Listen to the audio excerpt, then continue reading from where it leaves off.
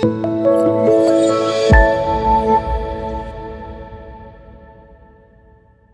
morning, boys and girls. Welcome back to our third week in the book of Esther. We've been talking about Esther and her what? What is the character trait? Do you remember, Peter? Obedience. We've been talking about Esther and how obedient she was. Do you remember what we kept using as an example? Yeah, the fact that Mordecai told her to not tell people that she was a Jew, and she kept that a secret. Last week, we talked about how she humbly went before the king and told about the plan against the king, but gave credit to Mordecai. We've been talking about how Mordecai is a responsible man and still looking out for Esther. Well, now we introduce a new character in the book of Esther, and that character is Haman. So Haman actually, King Ahasuerus sets up over all the princes, and he says that people are to bow down to Haman. They're to give, yeah, that's right, Peter, you got it. They're to give reverence to Haman. Well, do you think Mordecai is going to do that? Now, we've learned that Mordecai is a man of integrity, which as I was studying this, that popped into my head because that's one of our school core values is integrity. And Mordecai is going to do what's right, even when it's hard, even when it's difficult. Well, boys and girls, why shouldn't he bow? Because the Bible tells us that's right, Peter. God is the only one we should bow to, not a man, not a person. Well, so we've kind of set the stage now. You have the background. Verse 2 says, "And all the king's servants that were in the king's gate bowed and reverenced Haman, for the king had so commanded concerning him. But Mordecai bowed not, nor did him reverence." Verse 3 says, the other king's servants come and are like, "Mordecai, why aren't you bowing? Mordecai, aren't you supposed to bow?" And he explains to them, "I don't bow because I only bow to God. I'm not going to bow to a person. A person doesn't get that place of reverence." So those servants are like, "He won't do it. He won't do it. Let's go tell Haman. Let's see what happens." So they're instigators, okay? They go to Haman and they're like, "Hey, when you go by, Mordecai doesn't bow. Mordecai won't give you reverence. He said that because he's a Jew, he won't do this." Verse 5, "And when Haman saw that Mordecai bowed not, nor did him reverence, then was Haman full of wrath." He's angry. He's upset. He is full of it. It is just consuming him. And he gets so angry. By the way, he's angry at one person, but we're going to find out his anger doesn't just stay with one person. Boys and girls, oftentimes when we get angry, it affects more than just the person we're angry at. And boys and girls, sin in general affects more than just us. Our sin affects the people around us. Well, Haman wants to, as a result of this, verse 6, "And he thought scorn to lay hands on Mordecai alone, for they had showed him the people of Mordecai.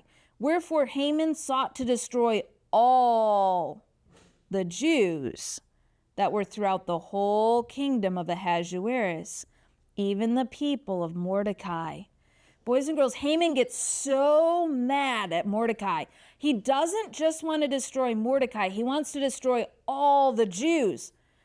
But boys and girls, did a red flag go up in your head? Wait a minute, who else is a Jew? Well, Esther's a Jew. Does Haman know that? No. Why doesn't Haman know that? Because that's right, Esther has kept the secret. Esther has obeyed Mordecai, and she hasn't told that she's a Jew. So Haman has no idea that the queen is a Jew, but he is just angry at these Jews. So he goes to the king. Boys and girls, does the king know that Esther is a Jew? He does not. Haman goes to the king though, and he's like, "We have got to make a decree. We have got to destroy these people." Verse 9, "If it please the king, let it be written that they may be destroyed.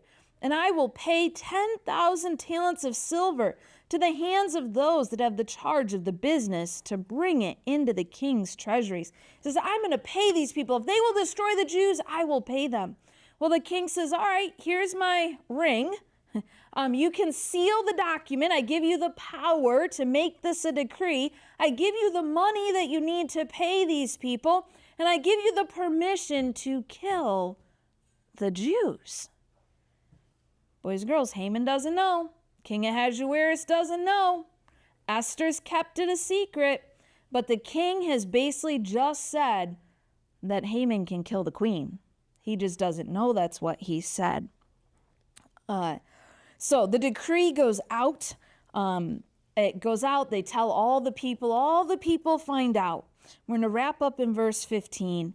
The posts went out, in other words, the decree, being hastened by the king's commandment, and the decree was given in Shushan the palace, and the king and Haman sat down to drink. Okay, the idea of the business is done. We're going to sit down, just relax.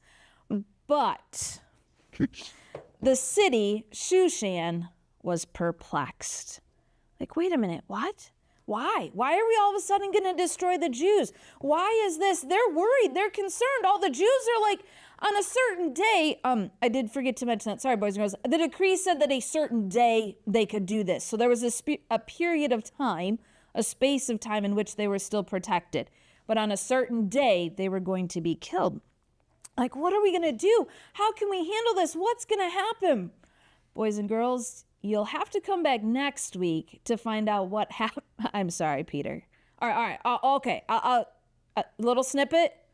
A little snippet. Okay. Well, before we give our little snippet, boys and girls, one man's pride, Haman's pride, caused his hatred, and it is affecting a whole group of people. You've probably seen somebody get angry before, and it affects more than one person, boys and girls. If you've seen someone get angry and upset, and it affects more than just one person. Our sin affects others. We're going to see that Esther is still obedient, and Mordecai is still responsible, but we also see Mordecai's integrity. As you go about this week, boys and girls, what is integrity? Basically, it's like the idea of a good reputation, that people know you're going to do what's right no matter what. Well, boys and girls, I did say I'd give you a little snippet. Who do the Jews worship? They worship God, right? Is God more powerful than King Ahasuerus? Is God more powerful than Haman? He is. But you'll still have to come back next week to find out.